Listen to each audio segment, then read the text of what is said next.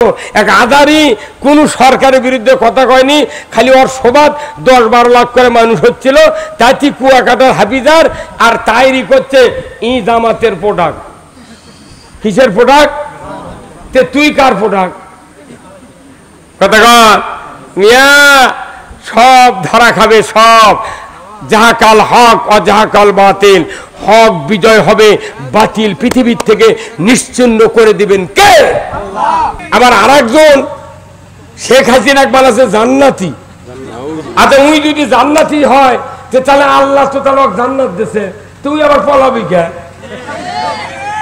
তার মানে ওগুলো আসল জান্নাত না, ওটা তেলবাজির জান্নাত। ওই তেল মারে কয়েক হাজার কোটি কামাই করে ঘাড় ইনকাম ওটা করেছে ওই কপিলউদ্দিন সরকার। আমরা বলেছি তুমি কোথায় আছো বাড়াও, তোমাকেও জান্নাতি ঘোষণা করবাই। তুই যে তেল মেরে জাতি ধ্বংস করলু, এর বিচার হারে হারে তোমাকে নিতে হবে। ইসলাম বিজয় করা আর কোন বক্তৃতা নয়, জেকেরের বক্তৃতা নয়, দাড়ি টুপি যুব্ব হজের বক্তৃতা নয়, একটাই কাজ, ইসলাম বিজয় যতক্ষণ না হবে আমরা চেষ্টা করতেই থাকবো। ঠিক বাংলাদেশে ইসলাম বিজয় করার ব্যাপার নয়, খালি জনমত তৈরি করবেন। নির্বাচন এইবার হবে সুষ্ঠু নির্বাচন, 3 দিকে সালা, একদিকে দুয়ার। আপনি বাম হাতে থাকবে ব্যালট, ডান হাতে থাকবে সিল। আপনি যা আন্দারের মধ্যে এমন ভাবে মারবেন সিল, 5টার আগে কুপাকার। আপনি ভোটের সময় টাকা খায় আর একজনের ভোট দিয়া আমাকে পাম দিচ্ছেন, আসি হুজুর কে? খবরদার গাদ্দারি করবেন না। এই আগামী নির্বাচন হবে মুনাফেক আর ইমানদারের পরীক্ষা হবে। কে মুনাফেক তার পরীক্ষা হবে আগামী নির্বাচন। আপনি তো বলছেন কে ভোট দেওয়া গেল, মানে ভোট দেওয়া দেখি করছে তোমার ভোট হয়ে গেছে, তাহলে ইনকার আগলে আপনি আছেন তো, তাহলে আপনাকে ভোট দিতে হবে। ভোট সেন্টারে গিয়ে আল্লাহর আইনের পক্ষে ভোট দিবেন। আপনি যদি ভোটের মাধ্যমে এদেশে ইসলাম বিজয় করে সংসদে পার্লামেন্টে কোরআনের আইন চালু করতে পারেন, আমার রাসূল আপনাদেরকে কিয়ামতের দিন বদরি সাহাবীর সাথে জান্নাতে ঢুকায় দেবে। আল্লাহু আকবার। আছে কি কেউ ইসলাম বিজয় করলে জীবনের গুনাহ মাফ করে দেবে এমন কোন নেতা আছে?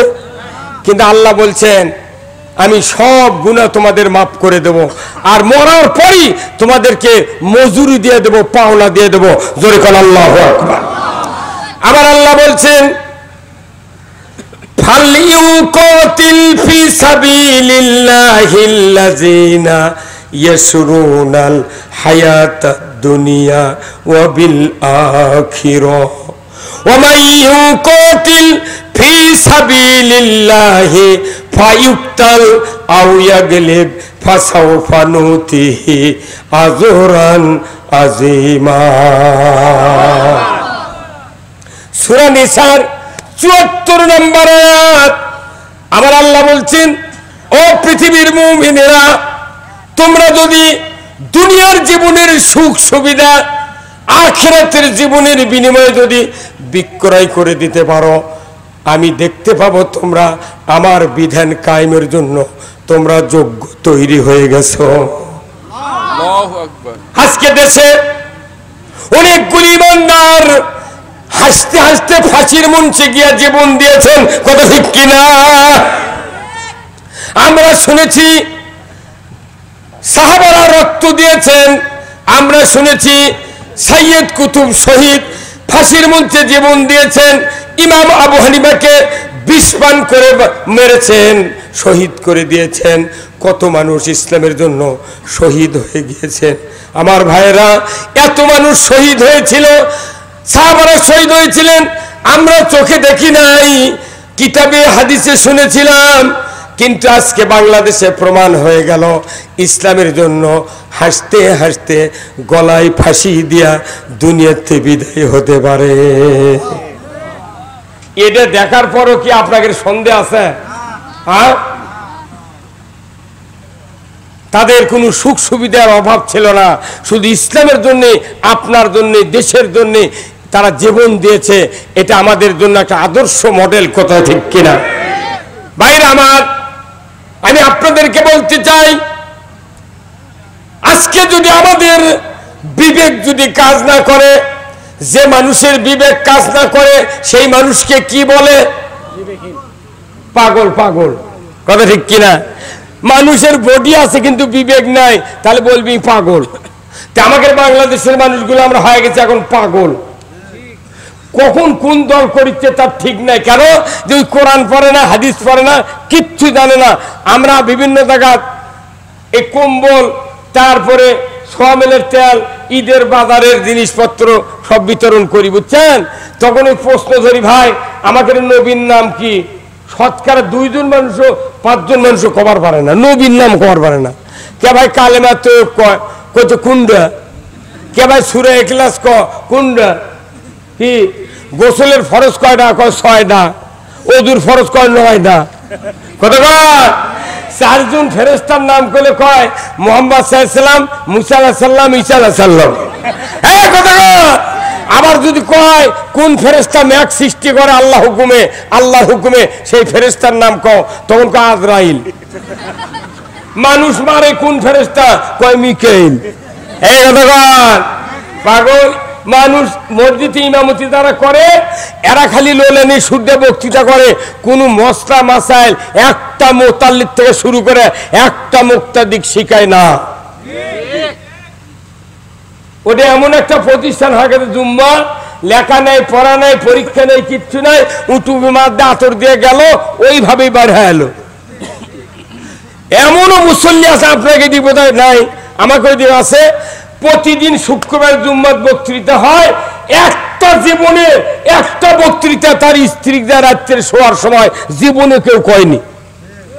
এমনও স্বামী আছে মাথার টুপি বাড়ি দেয় না, ওই জুম্মার ঢোকার সময় মাথার টুপি দেয়, আবার 12 হওয়ার আগে টুপি খোলে। কারণ কি? ওই প্রতিদিন বোক মারে। সেই দিন ওই মনে করে যদি টুই মাদ্দা বাড়ির থেকে বাড়ায়, আবার টুই মাদ্দা বাড়ির যায়, তাহলে বউ কবি তুমি না মুন্সি হবার চাইছিলে, তুই টুই মাদ্দা এক্ষুনি গেলে তুমি আবার পিটিচ্ছ গা। হ্যাঁ, আজকে আমাদের দুরবস্থা হচ্ছে এইরকম। বাংলাদেশের মানুষ মুখে মুখে ধর্মভীরু, কিন্তু কাজে কোনো কাম নাই, উপরে ফিটফাট। আমাকে এক হাজি মানুষ ব্যাটাক করছে, বাবা তোর বয়স দেখতে দেখতে 16-18 হয়ে গেছে, তুই নামাজ পড়বি না, তুই অন্যায় করে বিড়ি খাচ্ছি আমার সাক্ষে দে। তখন ওই ব্যাটাক করছে, আব্বা এই আমার দেখা বয়স ইনকার সময় তুই ভালো আছিল। হাই রে সর্বনাশী বেটা, বাবুর এই কথা তখন কষে, ওই বাপের কচুর সাথে গলার দড়িতে মরা ভালো। হ্যাঁ, সমাজ ভালো হবে কেমনে? আগে ব্যক্তি ভালো করা লাগবে।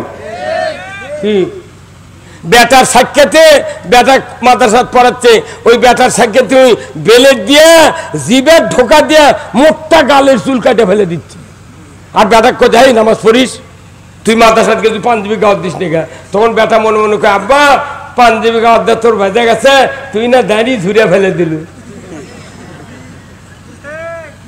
বাবার আদর্শ ছেলের যদি আপনি মানুষ করতে চান, একটা পুরুষ যদি তার সন্তানকে ভালো করতে চায়, বিয়ের কমপক্ষে 15 বছর আগে ওই বাবার ঠিক হতে হবে।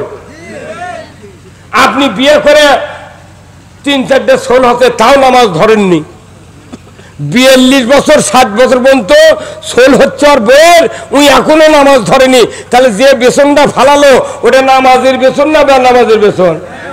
জিবরাইলও বক্তৃতা দিলে জীবনে আমার বেটা ভালো হবে না। নামাজিরও নামাজ মিঠা, মুসল্লির মিঠা ওযু, বেনামাজির গান মিঠা, সুরের মিঠা কসু। আজকে বাবা বেনামাজি, বাপ নামাজ ধরিচ্ছে 60 বছর, বেটা তার বেটা নামাজ ধরি 72 বছর। আর আমাকে করছে, হুজুর কি দোয়া করেন, মানুষ আমার বেটারা নামাজ পড়ে না, কিছু করে না। আরে তুই বেসনটা ভালো চুকি সেটা কত? কে সাল্লার ধানের বেসন ফেলে ওই কি 49 পাবি ভাই? এটা পাগলের বুদ্ধি। আগে তুই যদি বেটা ভালো বানাবার চাস, আগে তোর বিয়ের আগে ভালো হওয়া লাগবি। কি হুজুর? হ্যাঁ, উই ভালো হবে না, ওই মানুষের উপর খবরদারি। আর হুজুর আর মুয়াজ্জিন করছে, মুয়াজ্জিন সাহেব জুম্মার মাঝে খুসখুস করে কে এই ভগবান বইয়ের সাথে হুড়োহুড়ি লাগা জুম্মাত আছে, আইসা ওই মুয়াজ্জিনের সাথে গরম দেখায়।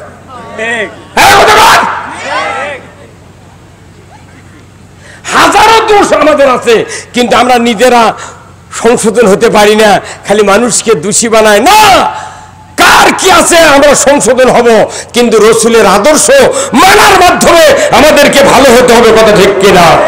আমরা কি রসুলের আদর্শ মানতে রাজি আছি? লিল্লাহে তাকবীর, নারে তাকবীর। আসুন রসুলের আদর্শ এখন আমি কথা বলবো। আল্লাহ তাআলা কোরআনে বলছেন কি?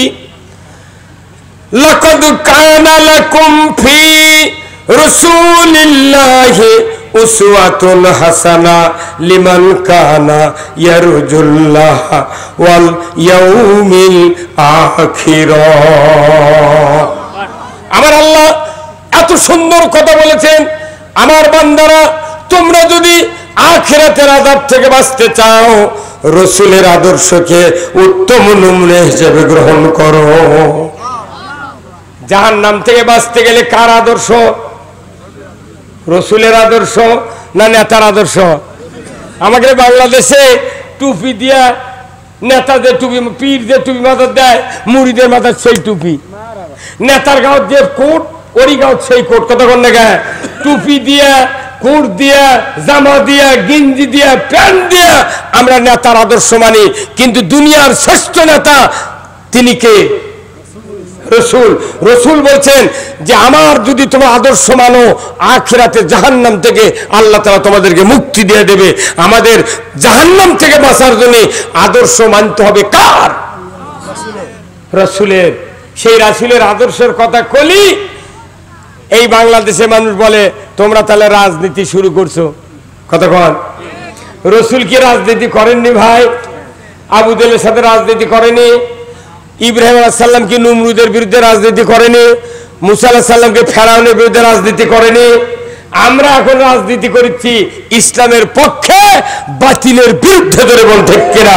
যারা ইসলামের পক্ষে রাজনীতি করবেন, আল্লাহর ইজ্জতের কসম, টুডে অর টুমরো আপনারা জান্নাতি হবেন, হবেন, হবেন ইনশাআল্লাহ। আমরা কার রাজনীতি করি? আল্লাহর।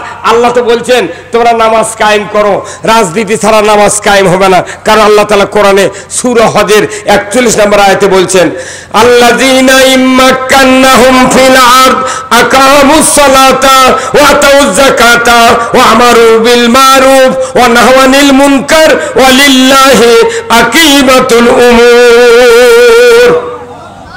আল্লাহ বলছেন, ও পৃথিবীর মুসলমান, তোমরা যদি কোনো ভূখণ্ডের শাসনভার হাতে পাও, প্রধানমন্ত্রী হও, রাষ্ট্রপতি হও, সরকার হও, তোমরা 4টা দফা চালু করবে। 1 নম্বর নামাজের আইন, 2 নম্বর যাকাতের আইন, 3 নম্বর ন্যায়ের আদেশ, 4 নম্বর অন্যায়ের নিষেধ। এই 4টা দফা দুনিয়ার কোন সরকার যদি পৃথিবীর জমিনে চালু করে, আমার আল্লাহ বলছেন জমিনটা হবে জান্নাতের জমিন। তাহলে এই আয়াতের দ্বারা বোঝা যায় তবলিগের কথায়, পীরের কথায়, মৌলবীর কথায়, ইমামের কথায়, বক্তার কথায় মানুষ নামাজ কায়েম করতে পারে। কার কথায় পারে? সরকারের কথায়। আল্লাহর সরকারের কথা ছাড়া, সরকারের আইন ছাড়া সমাজে নামাজ কায়েম হবে না। তাহলে আমাকে নামাজ কায়েমের জন্য আগে সরকার ইসলামী বানান লাগবে। সুদ হারাম আমরা করতে পারবো না, কেউ করতে পারবে না। বাংলাদেশের এমন কোন গ্রাম নাই যে 14.5 আনা লোক সুদের কিস্তির সাথে জড়িত নেই। হ্যাঁ, আর সুদের জাহাজ আবার আছে বগুড়া জেলার। কি কয়? শাক ভাতে খাবো না, গোস্ত খা, স্বামীর কথা শুনবো না, ভাঙ্গা করে থাকবো না, ঝড় বাদল মানবো না, কিস্তি দেওয়া বন্ধ করবো না, জায়ান থাকিতে সাহেবের ডিউটি কোনদিন অমান্য করবো না। 15.5 লোক প্রত্যেকটা গ্রামে সুদের সাথে জড়িত। ইমাম সাহেব শুক্রবারে মোনাজাত করেছে, আল্লাহ আমিন, আল্লাহ দুনিয়ার ভালাই দাও, আখেরাতের ভালাই দাও। যত কিস্তির পাটি আমার গ্রামত আছে সবাই কয় আল্লাহ আমিন। আল্লাহ তখন জিবরাইল কয় কেরে যারা যারা আমিন করছে ওরকে তবিল টাকাটা দেখতো কি লাভ। সোনার যাই নামাজের দুটি নামাজ পড়ি আমরা বাংলাদেশের মানুষ, একটা নামাজ কবুল হবে না, কারণ আমার ঈমান নাই। সুদ যারা খায়, সুদের অর্থনীতি যারা মানে, তাদের ঈমান থাকে না। কার কথা?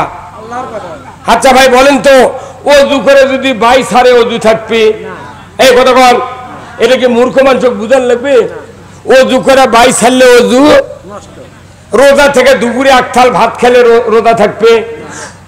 নামাজ শুরু করেছি, সূরা ফাতিহার পর আপনার ছেলে বলতেছে আব্বা উত্তর পাড়ার আব্দুল মজিদ আমাকে একটা গরু খরচ নিয়ে যাচ্ছে, তখন যদি সূরা ফাতিহার পর আপনি কেরাত না পড়ে যদি কন বাবা মসজিদ ওখানে দেরি করবে, আমি নামাজটা পড়ে বাড়াই, এই নামাজ থাকবে?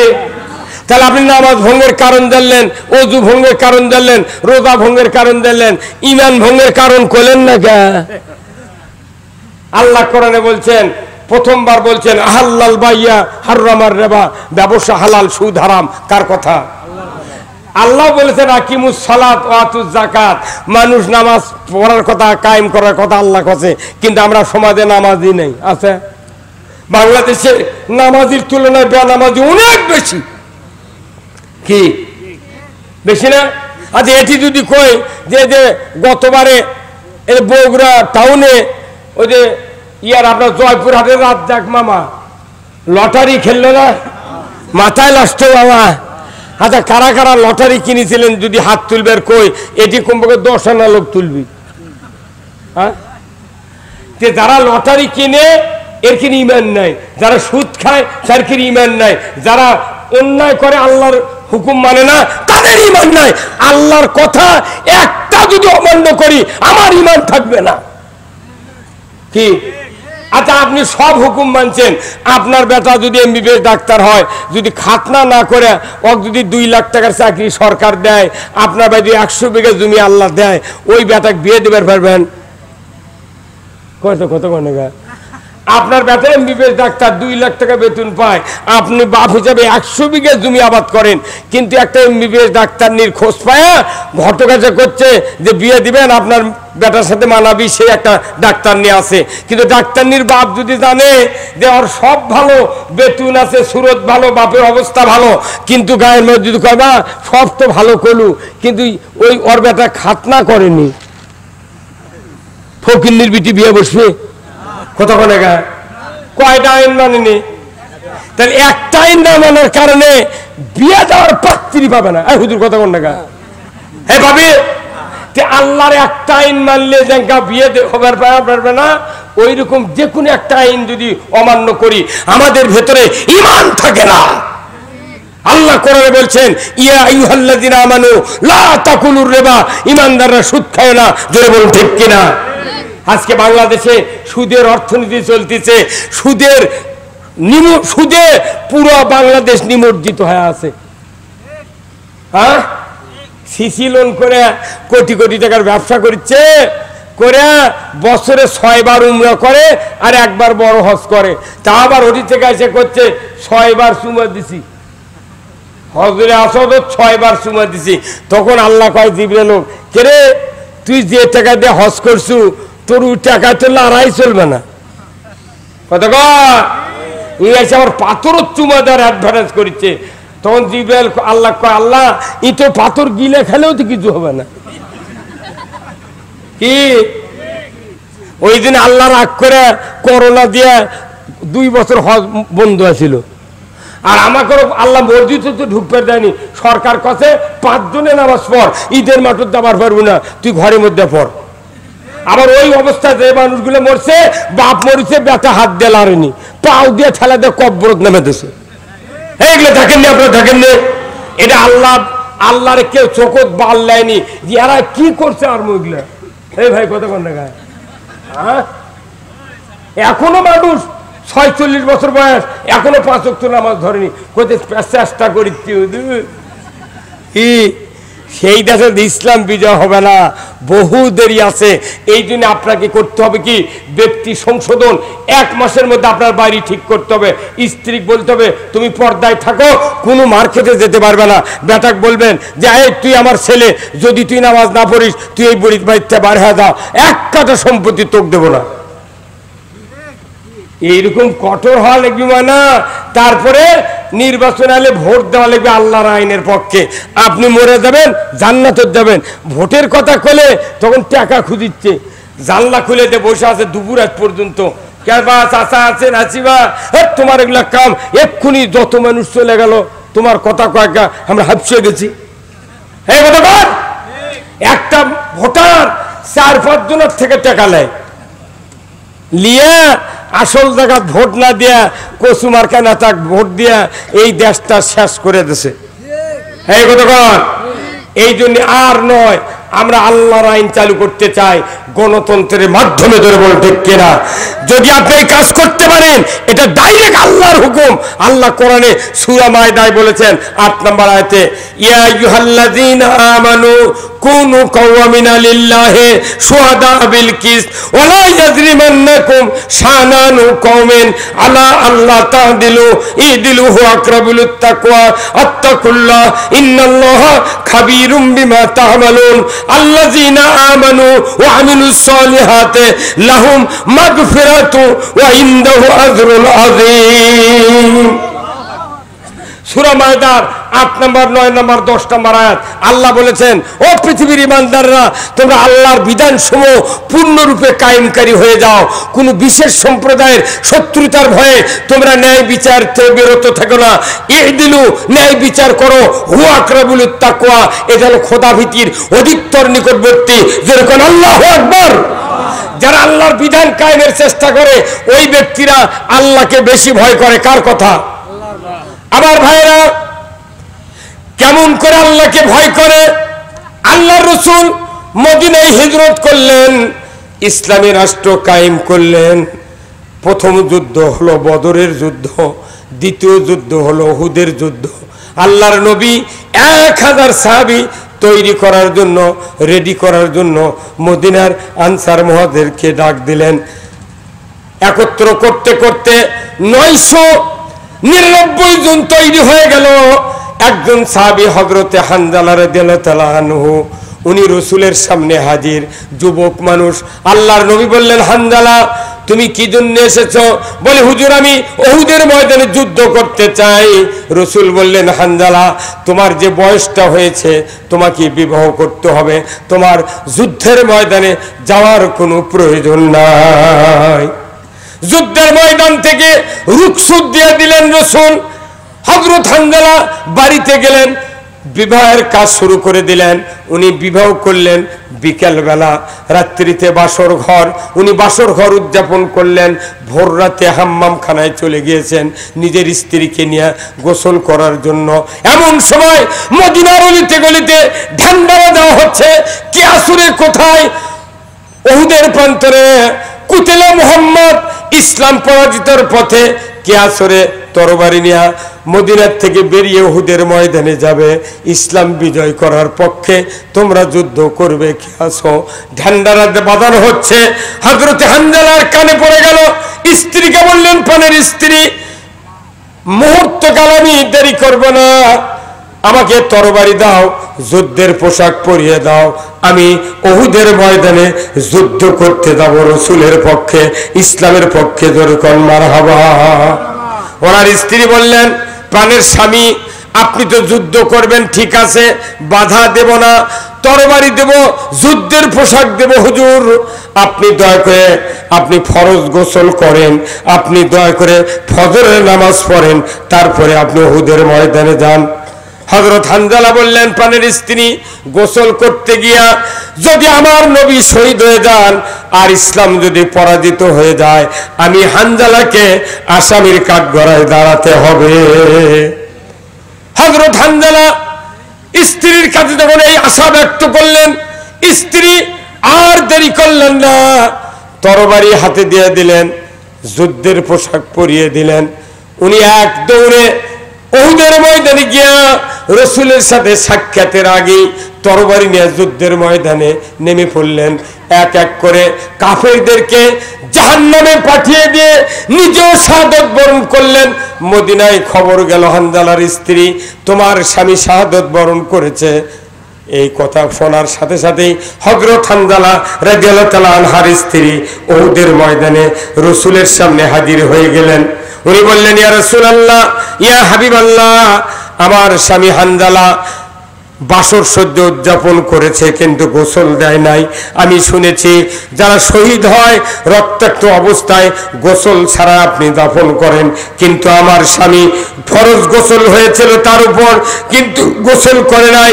আমি তাকে নামাজও পড়াতে পারি নাই, নামাজ পড়ে নাই, ফজরের নামাজ কাজা করেছে, গোসল দেয় নাই। ইয়া রাসূলুল্লাহ, আমি শুনলাম আমার স্বামী শাহাদত বরণ করেছেন, তার লাশটা আমার হাতে দিয়ে দেন, আমি তাকে স্বহস্তে গোসল করায় দেব, তারপর আপনি সাহাবাদেরকে নিয়ে মাতফুন করবেন। নবীজি বললেন ওগো হানজালার স্ত্রী, হানজালা তো আমার সাথে দেখা করে নাই, কখন শাহাদত বরণ করলো? আমি তো তাকে বিবাহ করার জন্য ফেরত পাঠিয়ে দিয়েছিলাম, কোথায় সে শাহাদত বরণ করলো? উনি বললেন, ওনার স্ত্রী বললেন ওয়াল্লাহি, আল্লাহর কসম হযরত হানজালা শাহাদত বরণ করেছেন, আমি তরবারি দিয়েছি, যুদ্ধের পোশাক পরিয়ে দিয়েছি। স্ত্রীর বারবার বার্গেনিং শোনার কারণে আল্লাহর নবী বললেন ও আবু বকর, ও উমর, উসমান, আলী, কে আছো আমার সাহাবীরা, দেখো তো উহুদের ময়দানে কতজন সাহাবীর লাশ শাহাদত বরণ করেছে, তোমরা একটু একত্রিত করো। সাহাবারা 69 জন সাহাবীর লাশ একত্রিত করে শোয়া দিলেন। জোরে কন্যা মারহাবা। 69 জন লাশ, শহীদদের লাশ কাতারবন্দি করে শোয়া রেখেছেন। আল্লাহর নবী এক এক করে প্রত্যেকটি শহীদের চেহারা দেখলেন। এই চেহারা দেখার পর আল্লাহর নবী বললেন ওগো হানজালার স্ত্রী, কোথায় তোমার স্বামীর লাশ? এই লাশটা তো আমার চোখে পড়ছে না, কোথায় হানজালার লাশ? এইবার ওনার স্ত্রী চোখের পানি ছেড়ে দিয়ে বললেন ওগো আমার নবী, আমি নিজে হাতে তরবারি দিয়েছি, আমি যুদ্ধের পোশাক পরিয়ে দিয়েছি, অবশ্যই আমার নবী, আমার স্বামী এখানে এসে শাহাদত বরণ করেছেন। আল্লাহ একবার শহীদদের দিকে নজর করলেন, আবার আরশের নিচে নজর করলেন। আল্লাহ তাআলা বুঝতে পারলেন জিবরাইল মুহূর্তকাল দেরি করো না, যে হানজালা উহুদের ময়দানে গোসল বন্ধ করে, ফজরের নামাজ বন্ধ করে যুদ্ধের ময়দানে এসে ইসলাম বিজয়ের জন্য তরবারি দিয়ে যুদ্ধ করে করে নিজে শহীদ হয়ে গিয়েছেন। আমি রব্বুল আলামিন ওই হানজালার শহীদদের উপর শাহাদতের জন্য আমি এত খুশি হয়ে গিয়েছি, আমি চতুর্থ আসমানে হাউজে কাউসারের পানি দিয়া রহমতের ফেরেশতা দিয়া গোসল করা দিচ্ছি। আর একটু জোরে বলা গেল সুবহানাল্লাহ। গোসল করে নাই, ফজরের নামাজ পড়ে নাই, বলুন ঠিক কিনা? এই মানুষকে চতুর্থ আসমানে হাউজে কাউসারের পানি দিয়ে গোসল করায় দিলেন। আল্লাহ বুঝাতে চাচ্ছেন ও দুনিয়ার মানুষ, নামাজের চেয়ে দামি আবাদত ইসলাম বিজয়ের কাজ করা, ওযুর চেয়ে গোসলের চেয়ে দামি কাজ হলো ইসলাম বিজয়ের আন্দোলন করা, ইসলাম বিজয়ের রাজনীতি করা। জোরে বলুন ঠিক কিনা? কিন্তু আমরা মনে করেছি নামাজ, রোজা, হজ, যাকাত এইগুলি নিয়ে ব্যস্ত থাকবো, ইসলামের পক্ষে কথা বলবো না। যারা পক্ষে কথা কয় তার করে অপমান করে কোন ঠাটা করে ঘর উত্তারে তোলে। এই কথা কোন না, মেলা মানুষ আছে আবাদত করে করে একে দাড়ি চুল পাকে সাদা হয়ে গেছে, বুড়া মানুষ এলেম কালাম নাই, উনি আবার সমাজের হয়তো পীর। কথা কোন না, ওই কাছে ইসলাম কায়েমের কথা বলে উনি আরো 10 জনের ডেকে, হ্যাঁ তোরা ইসলাম কায়েম করে তুই মিয়া মানুষের মধ্যে গেলু। হ্যাঁ কথা কোন না, উনি আর ইস্যু পাচ্ছে না, উনি এখন ধরছে তুই মিয়া মানুষের পেটি করতে তোর গেলু।